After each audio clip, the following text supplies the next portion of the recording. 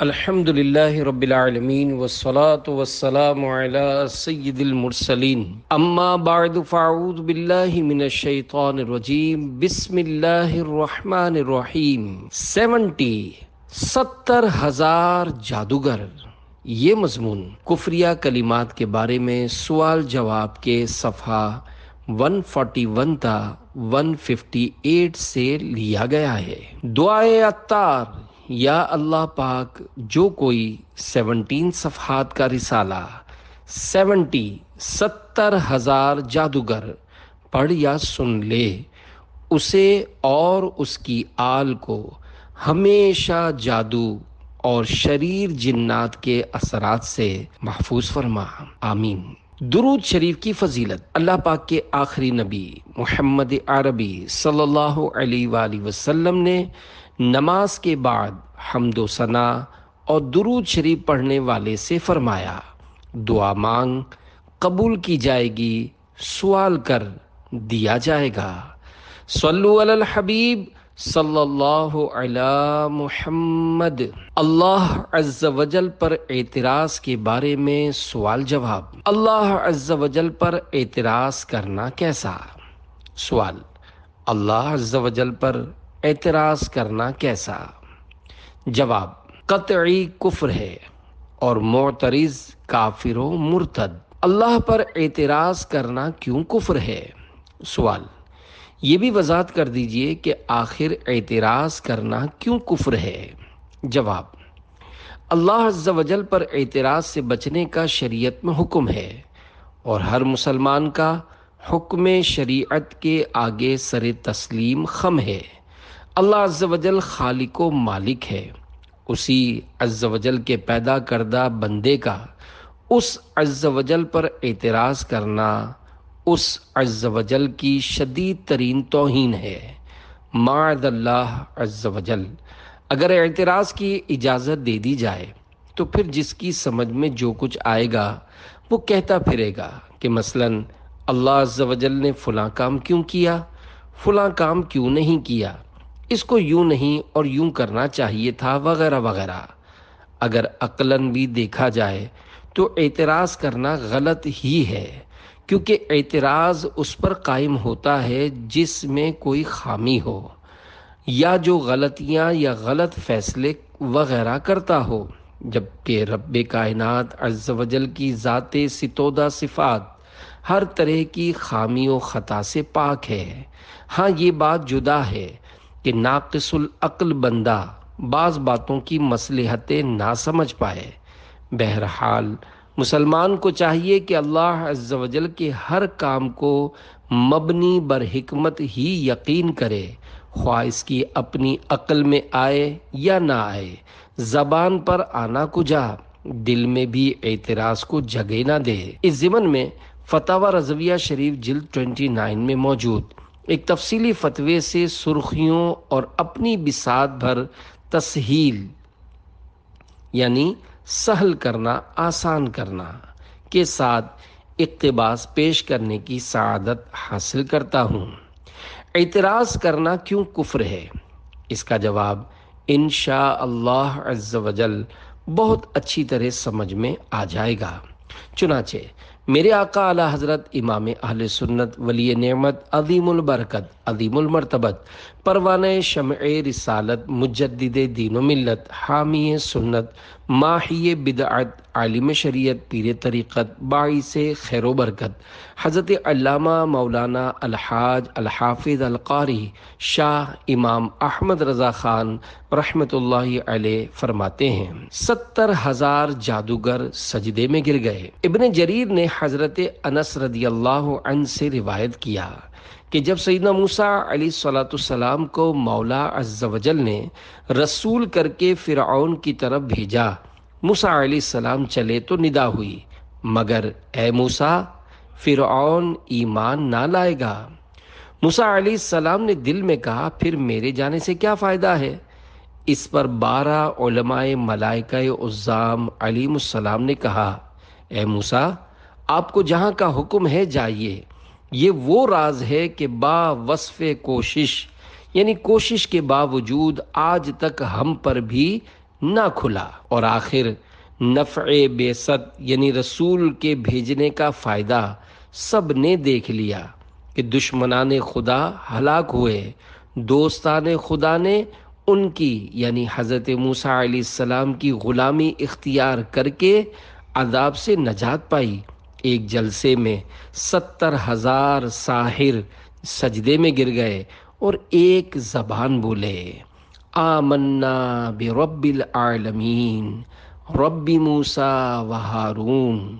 ترجمہ کنز ایمان، ہم ایمان لائے جہان کے رب پر جو رب ہے موسیٰ اور ہارون کا۔ درس عطار۔ پیارے پیارے اسلامی بھائیوں، یاد رکھیے انبیاء کرام علیہم السلام معصوم ہوتے ہیں، وہ ہرگز اللہ عز و جل پر اعتراض نہیں کرتے۔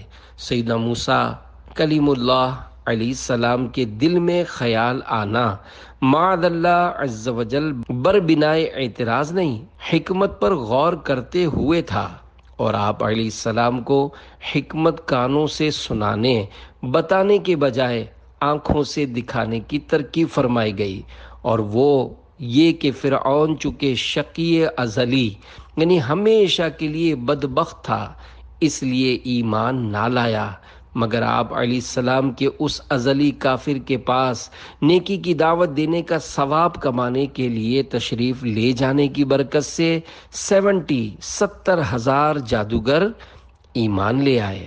میرے آقا اعلی حضرت امام اہل سنت مولانا شاہ امام احمد رضا خان رحمۃ اللہ علیہ مزید فرماتے ہیں، مولا عز و جل قادر تھا اور ہے کہ بے کسی نبی اور آسمانی کتاب کے تمام جہان کو ایک آن میں ہدایت یعنی عنایت فرما دے۔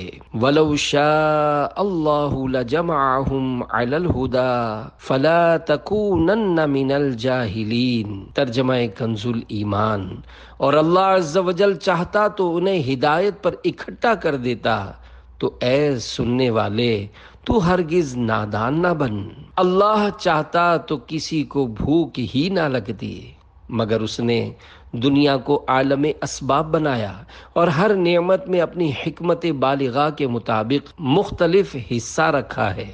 وہ چاہتا تو انسان وغیرہ جانداروں کو بھوک ہی نہ لگتی، یا بھوکے ہوتے تو کسی کا صرف نام پاک لینے سے، کسی کا ہوا سونگھنے سے پیٹ بھرتا، زمین جوتنے یعنی ہل چلانے سے روٹی پکانے تک کی جو سخت مشقتیں پڑتی ہیں کسی کو نہ ہوتی، مگر اس عز و جل نے یوں ہی چاہا، اور اس میں بھی بے شمار اختلاف یعنی فرق رکھا۔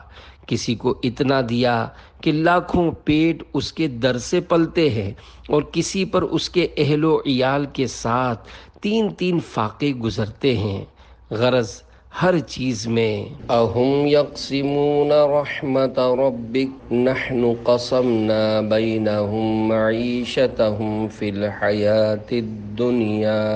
ترجمہ کنز ایمان، کیا تمہارے رب کی رحمت وہ بانٹتے ہیں؟ ہم نے ان میں ان کی زیست کا سامان دنیا کی زندگی میں بانٹا۔ کنے رنگیاں ہیں، مگر احمق بد عقل یا اجہل بالدین یعنی سخت جاہل گمراہ وہ اس کی ناموس بارگاہ عظمت میں چوں و چرا کرے کہ یوں کیوں کیا، یوں کیوں نہ کیا، سنتا ہے اس کی شان ہے۔ یفعل اللہ ما یشاء۔ ترجمہ کنز ایمان، اللہ عز و جل جو چاہے کرے، اس کی شان ہے۔ ان اللہ یحکم ما یرید۔ ترجمہ کنز ایمان، بے شک اللہ عز و جل حکم فرماتا ہے جو چاہے، اس کی شان ہے۔ لا یسأل عما یفعل وهم یسألون۔ ترجمہ کنز ایمان، اس سے نہیں پوچھا جاتا جو وہ کرے، اور ان سب سے سوال ہوگا۔ ہزاروں اینٹوں کی تقسیم کی بہترین مثال، زید نے روپے کی 1000 اینٹیں خریدیں، 500 مسجد میں لگائیں، 500 پاخانے کی زمین اور قدمچوں میں یعنی WC یا کھڈی کے پائے جس پر پاؤں رکھ کر قضائے حاجت کے لیے بیٹھتے ہیں۔ کیا اس سے کوئی الجھ سکتا ہے کہ ایک ہاتھ کی بنائی ہوئی، ایک مٹی سے بنی ہوئی، ایک آوے یعنی بھٹی سے پکی ہوئی، 1 روپے کی مول لی یعنی خریدی ہوئی 1000 اینٹیں تھیں، ان 500 میں کیا خوبی تھی کہ مسجد میں صرف یعنی استعمال کی، اور ان میں کیا عیب تھا کہ جائے نجاست یعنی نجاست خانے میں رکھیں؟ اگر کوئی احمق اس اپنے پلے سے اینٹیں خرید کر لگانے والے سے پوچھے تو وہ یہی کہے گا کہ میری ملک تھیں، میں نے جو چاہا کیا۔ بادشاہ سے الجھنے والے فقیر کو کوئی عقل مند نہیں کہتا۔ جب مجازی یعنی غیر حقیقی جھوٹی ملک کا یہ حال ہے تو حقیقی سچی ملک کا کیا پوچھنا؟ ہمارا اور ہماری جان و مال اور تمام جہاں کا وہ ایک اکیلا پاک نرالا سچا مالک ہے۔ اس کے کام، اس کے احکام میں کسی کو مجال دم زدن یعنی دم مارنے کی جرت کیا مانا؟ کیا کوئی اس کا ہمسر یعنی ہم پلہ یا اس پر افسر ہے جو اس سے کیوں اور کیا کہے؟ مالک علی الاطلاق یعنی مالک مطلق، ہر کام کا مالک و مختار ہے، بے اشتراک ہے یعنی شرکت سے پاک، جو چاہا کیا اور جو چاہے کرے گا، ذلیل فقیر، بے حیثیت حقیر، اگر بادشاہ جبار سے الجھے تو اس کا سر کھجایا ہے، شامت نے گھیرا ہے۔ اس یعنی بادشاہ سے الجھنے والے سے ہر عاقل یعنی عقل مند یہی کہے گا، او بد عقل بے ادب، اپنی حد پر رہ، جب یقیناً معلوم ہے کہ بادشاہ کمال عادل اور جمیع کمال صفات میں یکتا و کامل ہے، تو تجھے اس کے احکام میں دخل دینے کی کیا مجال؟ گدائے خاک نشینی تو حافظہ مخروش، نظام مملکت خویش خسراواں دانند، تو خاک نشین گداگر ہے اے حافظ، شور مت کر، اپنی سلطنت کے نظام کو بادشاہ جانتے ہیں۔ سیٹھ تو دانا نوکر پر بھی اعتراض نہیں کیا کرتا۔ افسوس کہ دنیاوی مجازی غیر حقیقی جھوٹے بادشاہوں کی نسبت تو آدمی کو یہ خیال ہو، اور ملک الملوک یعنی بادشاہوں کا بادشاہ حقیقی جل جلالہ کے احکام میں رائے زنی کرے۔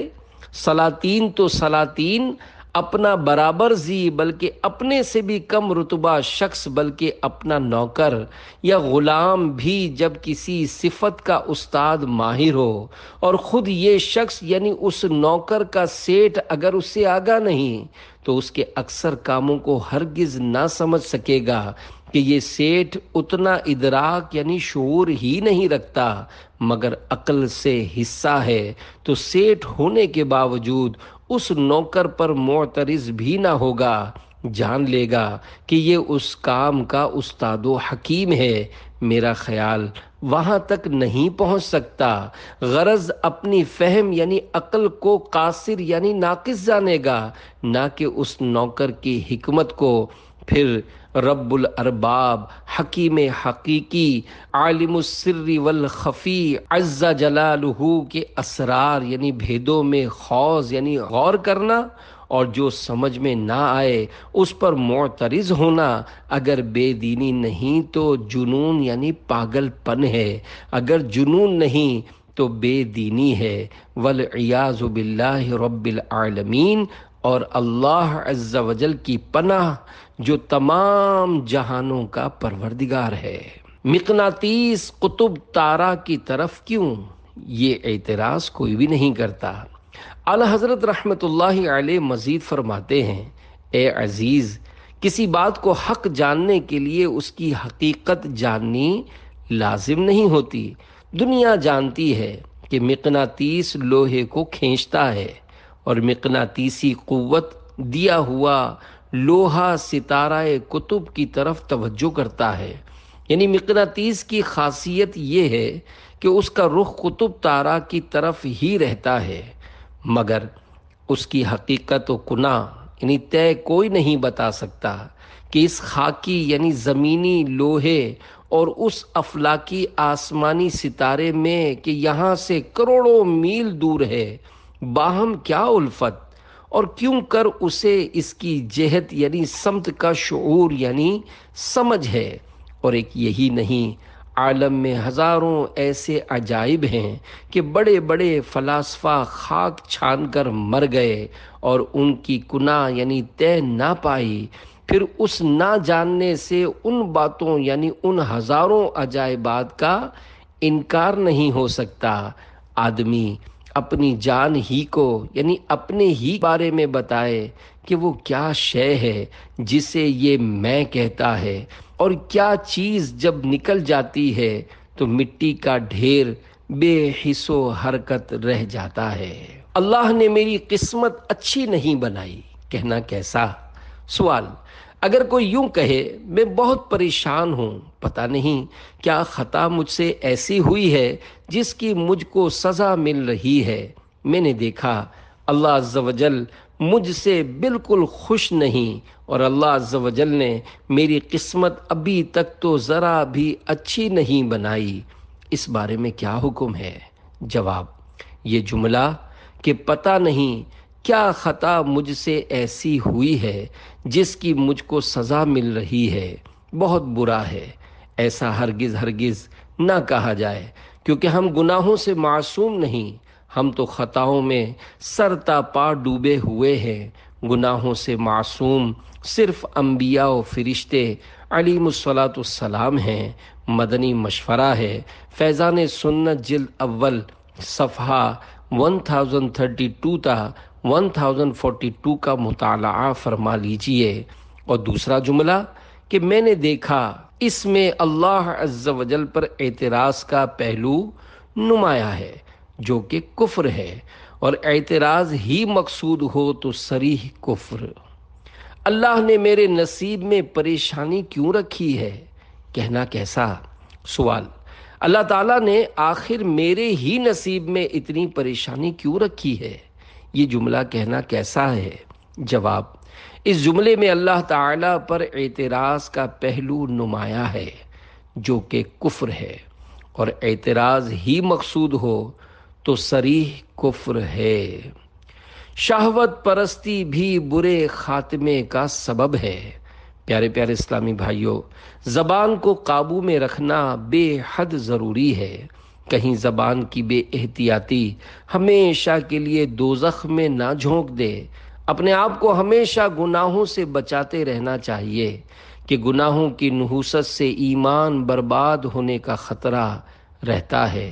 یاد رکھیے، شہوت پرستی بھی برے خاتمے کا ایک سبب ہے، لہذا جن کو غیر عورتوں کے خیالات تنگ کریں یا امرد حسین یعنی پرکشش لڑکے سے شہوت کے باوجود دوستی، نزدیکی یا ان کو لذت کے ساتھ دیکھنے، لپٹا لینے، مذاق مسخری و کھینچا تانی کرنے، گلے میں ہاتھ ڈالنے کی خواہش ہو، وہ اس حکایت کو سن لیا کریں یا ذہن میں دہرا لیا کریں۔ دو امرت پسند مؤذنوں کی بربادی۔ دعوت اسلامی کے اشاعتی ادارے مکتبۃ المدینہ کی مطبوعہ 472 صفحات پر مشتمل کتاب بیانات عطاریہ حصہ دوم صفحہ 123 تا 127 پر ہے۔ حضرت سیدنا عبداللہ بن احمد مؤذن رحمۃ اللہ علیہ فرماتے ہیں، میں طواف کعبہ میں مشغول تھا کہ ایک شخص پر نظر پڑی جو غلاف کعبہ سے لپٹ کر ایک ہی دعا کی تکرار کر رہا تھا، یا اللہ عز و جل مجھے دنیا سے مسلمان ہی رخصت کرنا۔